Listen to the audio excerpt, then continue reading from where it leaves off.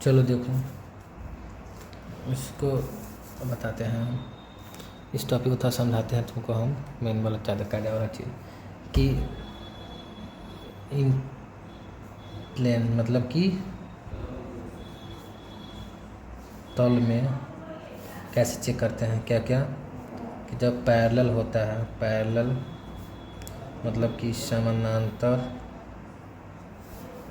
और दूसरा क्या, जब होता है परपेंडिकुलर मतलब कि लंबवत जैसी होता है, मतलब लंबवत में, तब कैसे करोगे ध्यान से देखो। जब पैरेलल हो जाए, जब परपेंडिकुलर, याद रखो प्लेन में भी यही होता है और लाइन में भी क्या होता है, इसी तरह का कुछ होता है, ठीक है। दोनों में कोई अंतर नहीं है। जैसे देखो पहले प्लेन में क्या होता है, अगर तुम्हें दोनों का लमसम, तुम देखो अब फॉर्मूला जो है, दोनों को दो तरीके से पढ़ोगे तो कन्फ्यूजन हो जाओगे। जो फार्मूला लाइन का होता है, पैरेलल का, परपेंडिकुलर का, वही फार्मूला प्लेन का भी होता है। इस चीज़ को ध्यान रखिएगा, ठीक है ना। जैसे कि हम लोग लाइन में क्या पढ़े थे कि A1 A2 होता है, तब पैरेलल में क्या हो जाता है, पैरेलल में तुम्हारा हो जाएगा, जैसे कि अगर कार्टेशियन फॉर्म में दिया रहे तो ये जैसे कि अगर तुम लाइन की बात करते हो तो लाइन का कार्टेशियन फॉर्म होता है ना, ALX plus AMY plus NZ equal to D होता है। ये किस फॉर्म में है, तो ये DC के फॉर्म में, मतलब कि डायरेक्शन कोसाइन के फॉर्म में। यही चीज़ अगर लिखा होता है डायरेक्शन रेशियो के फॉर्म में, तो यहाँ पे क्या हो जाता है, AX plus BY plus CZ equal to D। ये किस में हो गया, डायरेक्शन रेशियो के फॉर्म में हो गया, X plus BY plus CZ। भाई डायरेक्शन रेशियो में क्या होता है, ABC को ही डायरेक्शन रेशियो बोलते हैं ना, याद है कि नहीं याद है। लाइन का क्वेश्चन याद है ना, क्या होता है, x माइनस x1 बट्टा A, y माइनस y1 बट्टा B बराबर z माइनस z1 बट्टा C। इसी को ना बोलते हैं, इसी को याद, इसी को ना बोले थे डायरेक्शन रेशियो बोलो। ज़रूरत पड़ला पर इसी को क्या बोल दोगे तुम, डायरेक्शन कोसाइन भी बोल सकते हो इसी को, ठीक है ना। तो ये तो अब इस तरह दिया रहे तो तुम्हारा जो है, कहाँ गया यार, तुम्हारा जो है वो क्या होगा, फॉर्मूला क्या होगा, फॉर्मूला क्या होगा पैरेलल का। पैरेलल का फॉर्मूला क्या होता है, देखो यहाँ पे A1 बट्टा A2 बराबर B1 बट्टा B2, दिखाई दे रहा होगा ना सबको, हाँ, इजकल टू C1 बट्टा C2। बस अगर ये तीनों बराबर है तो क्या हो जाएगा, पैरेलल हो जाएगा। अगर तुम A1 A2 यूज़ नहीं करते हो तो फिर क्या यूज़ करना पड़ेगा, L1 L2। अब देखो दो A1 A2 क्यों कर रहे हैं, दो इक्वेशन दिया रहेगा ना पैरेलल के लिए, दो इक्वेशन दिया रहेगा। ये तो एक इक्वेशन हो गया, एक और इक्वेशन दिया रहेगा, दो इक्वेशन।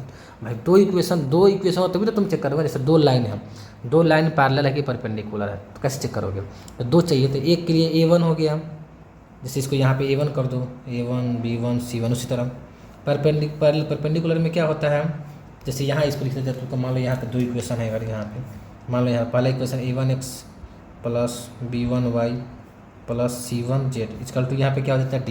ये सब DR के फॉर्म में है, DC के फॉर्म में से यहाँ पे L हो जाएगा, उससे कोई फ़र्क नहीं पड़ता। एग्जाम में आएगा क्वेश्चन ये वाला, पैरेलल परपेंडिकुलर का ऑब्जेक्टिव में हर साल, ये VVI मान के चलना, हर साल एक क्वेश्चन इससे ऑब्जेक्टिव में रहता है कि पैरेलल का कंडीशन क्या होता है, परपेंडिकुलर का कंडीशन क्या होता है। ये कहानी लाइन के लिए भी सेम फार्मूला मानना, और क्या बोलते हैं प्लेन के लिए भी सेम फार्मूला मानना। लाइन के लिए भी सेम फार्मूला, प्लेन के लिए भी सेम फार्मूला, बस कुछ अंतर नहीं होता है। कैपिटल A1 जैसे यहाँ देखो तुम्हारे बुक में दिया हुआ है, यहाँ पे देखोगे पेज नंबर 489 में जाओगे ना, तो यहाँ देखो लिखा हुआ है, पर ये लिखा हुआ है हम राइट एंगल ट्रायंगल, मतलब ये परपेंडिकुलर वाला केस है, और ये क्या है पैरेलल वाला केस, देख रहे हो ना। कैपिटल A1 A2 लिखा हुआ है, यहाँ पे कैपिटल B1 B2 लिखा हुआ है। हम पहले ही समझा चुके हैं आप लोगों को, फिर भी एक बार और समझा देते हैं कि ये DR हो किसके लिए काम करते हैं हम लोग, इस पर यूज़ करते हैं लाइन के लिए। किसके लिए यूज़ करते हैं हम लोग, लाइन के लिए यूज़ करते हैं। देखो भाई सिर्फ इसमें प्लेन में कैपिटल ए हो जाता है, लेकिन याद रखिए ऑब्जेक्टिव में कैपिटल स्मॉल से कोई मतलब नहीं होता है। ये एक नोटेशन है जो हम कन्फ्यूजन को दूर करने के लिए समझते हैं कि लाइन में स्मॉल ए यूज कर लेते हैं तो प्लेन में कैपिटल ए, इससे कोई फ़र्क नहीं पड़ता। लेकिन जब बुक देख लिए हो तो हम इसको तुमको हम यहाँ पे कैपिटल में लिख देते हैं। जैसे कि यहाँ पे A1 कैपिटल में लिखना चाहे तो चलो ठीक, तो इस A1 x plus capital B1y plus capital C1z equal to capital D। अब देखो इससे क्या फ़र्क पड़ा है, इसमें कैपिटल D भी लिख सकते हो या तुम इसको स्मॉल d भी लिख सकते हो, उससे कोई फ़र्क नहीं पड़ने वाला है ना, समझ में ना। अब देखो यहाँ पे फिर यहीं पे एक तो पहला इक्वेशन हो गया, फर्स्ट इक्वेशन ये।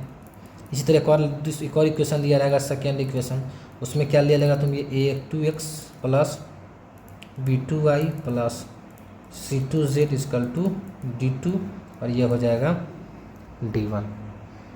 कुछ खास दिक्कत नहीं है स्मॉल और कैपिटल से, लेकिन हाँ समझने के लिए समझ सकते हो कि लाइन में स्मॉल ए यूज़ करेंगे हम और हमें प्लेन में कैपिटल। लेकिन एग्जाम में क्वेश्चन आता है तो तुम कोनो यूज कर सकते हो, वहाँ थोड़ी ना हमें डिफरेंस दिखाना है कि लाइन का फॉर्मूला अलग लिख रहे हैं और प्लेन का फॉर्मूला अलग लिख रहे हैं, इसी को ध्यान में रखिएगा।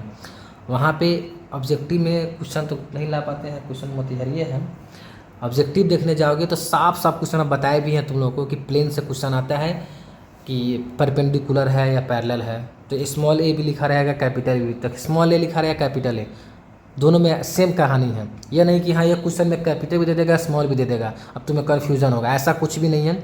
या तो खाली स्मॉल देगा पूरा पूरा या खाली पूरा पूरा कैपिटल देगा, ठीक है ना। बस तो फार्मूला क्या हो जाएगा इसका, परपेंडिकुलर का क्या होता है, तो वही होता है A1x नहीं A1 A2 गुना में है plus B1 B2 plus C1 C2 बराबर में क्या होता है 0 आना चाहिए। ये दोनों मिला के क्या आना चाहिए 0। ये परपेंडिकुलर कहानी है कि ये दोनों मिला के क्या आना चाहिए कि अगर A1 इस दोनों को गुना कर, A1 को A2 से गुना करते हैं, B1 को B2 से गुना करते हैं, C1 को C2 से गुना करते हैं, तो ये दोनों गुना करने पे क्या कहानी आना चाहिए 0। अगर 0 आ गया तो ये क्या है परपेंडिकुलर है, अगर 0 नहीं आ रहा है तो परपेंडिकुलर नहीं है, मतलब कि लंब नहीं है।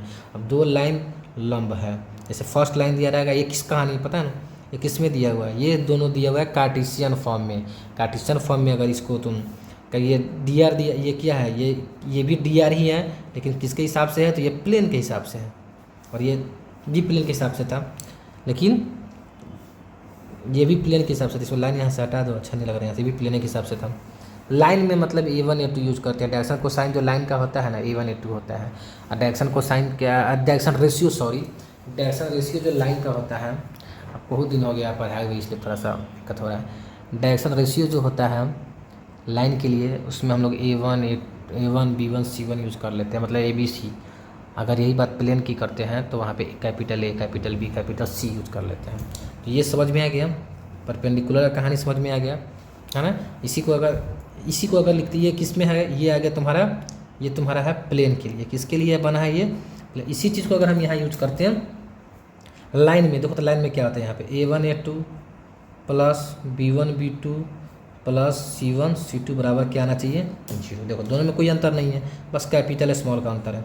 याद रखना है एग्जाम में कोई इंपॉर्टेंट नहीं है कि कैपिटल है कि स्मॉल लिखना है, जो तुम्हें याद रहे ये लाइन के लिए है, ऐसा समझ में ना। उसी तरह अगर ये तो किस क्या था परपेंडिकुलर कहानी है ना, ये सब कहानी किसका है, तो परपेंडिकुलर वाला कहानी याद रखना, फिर से लिख रहे हैं परपेंडिकुलर वाला कहानी है ये। अगर इसी का अगर पैरेलल की कहानी चलते हैं, पैरेलल वाला यहाँ लिख दिए, फिर भी यहाँ लिख देते हैं, क्या लिखेंगे पैरेलल वाला में, तो कैपिटल A1 बटा कैपिटल A2 कैपिटल B1 बटा कैपिटल B2 बरा इक्वल टू, ये इक्वल टू का symbol equal to capital C1 equal to. मतलब इसके कहने का मतलब है कि ये दोनों तीनों आपस में क्या होना चाहिए बराबर, तब ये क्या कहलाएगा, ये पैरेलल कहलाएगा। पैरेलल का हिंदी होता है समांतर, इस बात को याद रखिएगा, तभी तो क्या क्या कहलाएगा पैरेलल कहलाएगा।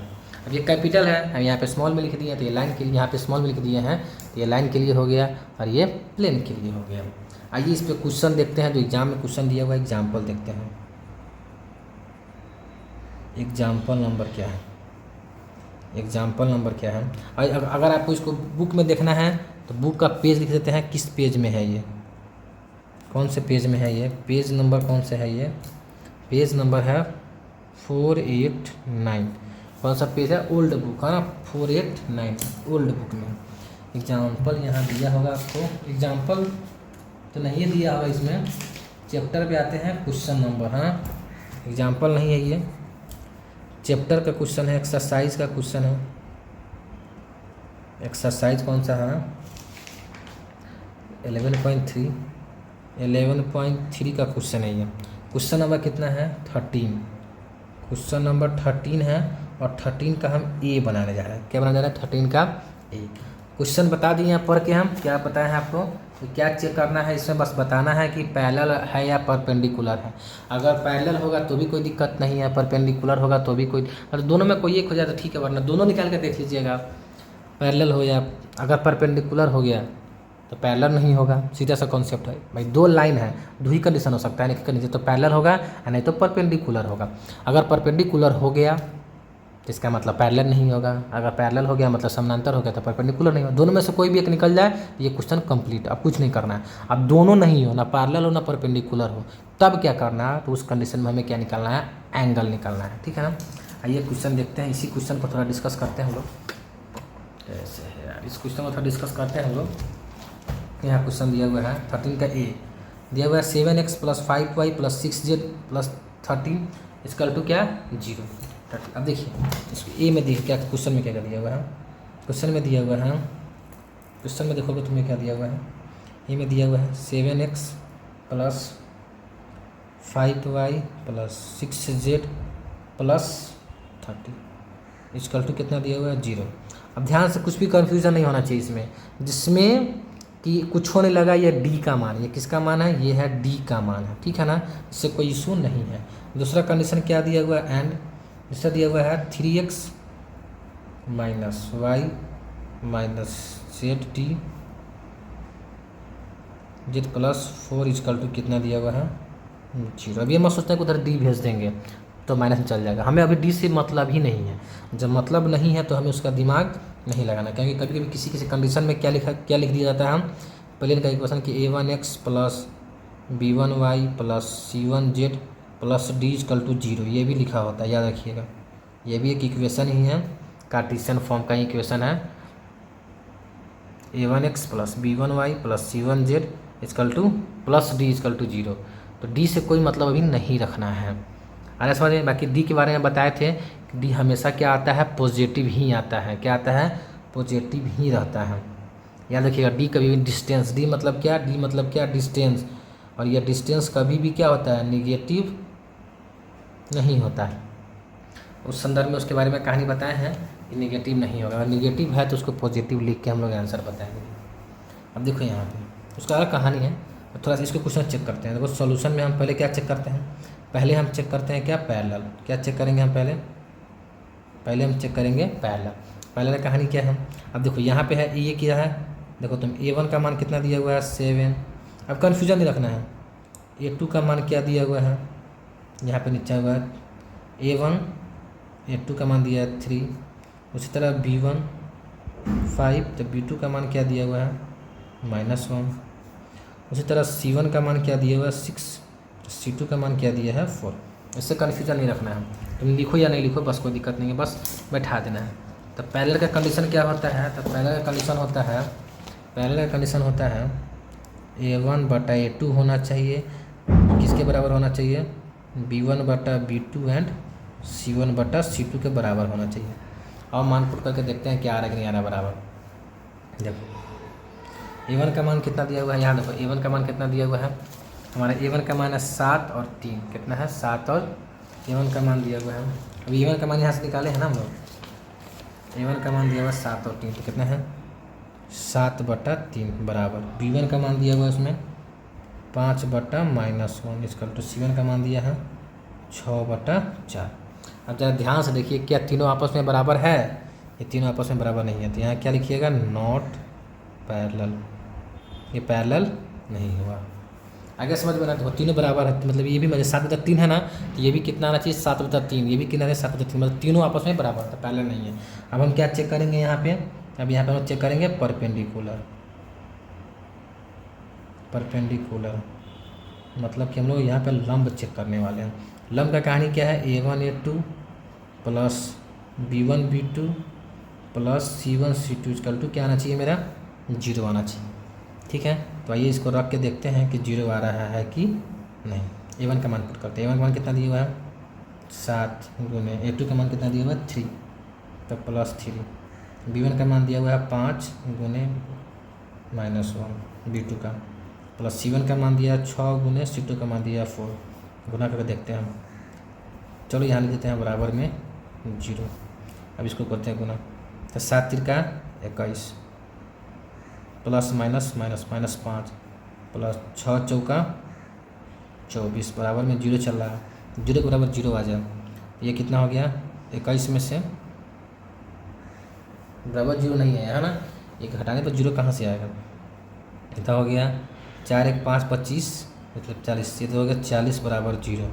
क्या कि ये दोनों जोड़ोगे तो कितना हो जाएगा 4 25 40 और 5 45 में से 5 गया तो 40, ये बराबर नॉट 0। 0 के बराबर नहीं ना आया, तो 0 के बराबर नहीं आया। या तुम इस 0 को हटा दोगे, मतलब तुम इसको ऐसे ही बना सकते हो सीधे मान पुट करके 7 गुने 3 प्लस 5 गुने -1 प्लस 6 गुने 4 प्लस 6 गुने 4, तो कितना हो जाएगा 7 3 का 21 21 माइनस 5 प्लस 6 चौका 24, कितना आ रहा घटाने के बाद 45 माइनस 5 ये आ गया 40, मतलब 0 के बराबर नहीं आया। तो ये भी क्या है, पैरेलल भी नहीं हुआ ना परपेंडिकुलर नहीं हुआ। अब जब ये दोनों नहीं होगा तब हमें क्या निकालना है, इसका एंगल। तब देन क्या फाइंड करने जा रहे हैं, फाइंड क्या निकालेंगे हम लोग, इसका एंगल निकालेंगे। क्या निकालेंगे, ANGLE एंगल निकालेंगे।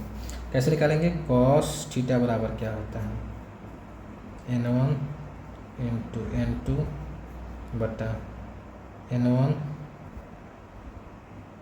N2। बस अब वैल्यू पुट करो यहाँ पे फटाक से। N1 का मान कितना दिया, देखो सीधे गुना कर दो।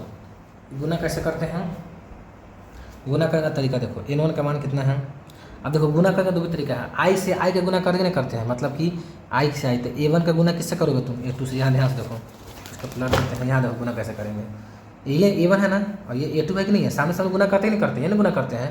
तो ये A1 गुने A2, B1 गुने B2, C1 गुने C2, बस ख़त्म कहानी।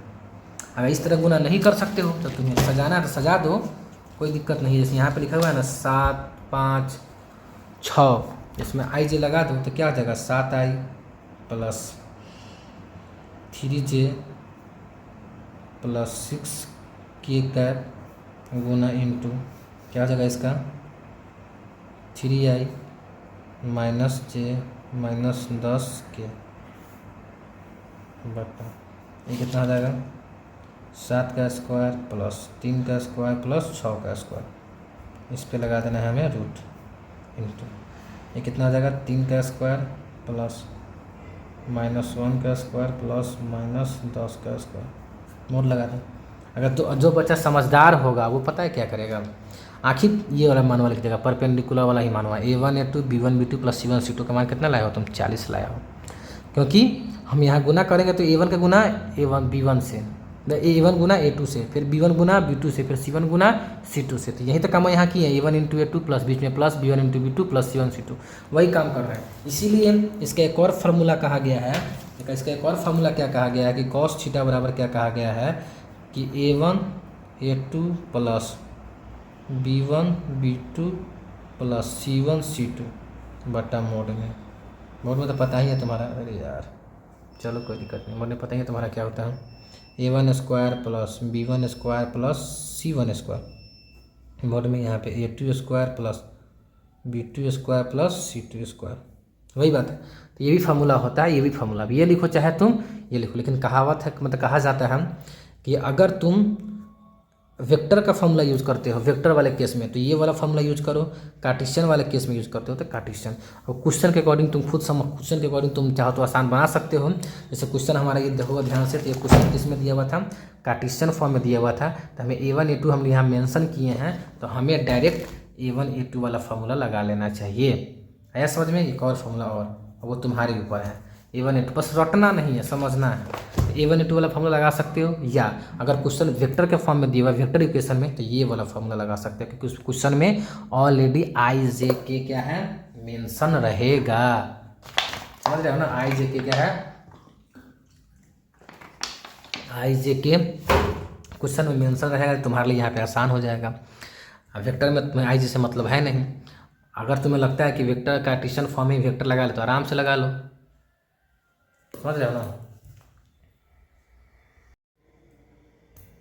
इसके आगे क्या करना है, फ़ोन आ गया, जाना है ड्यूटी।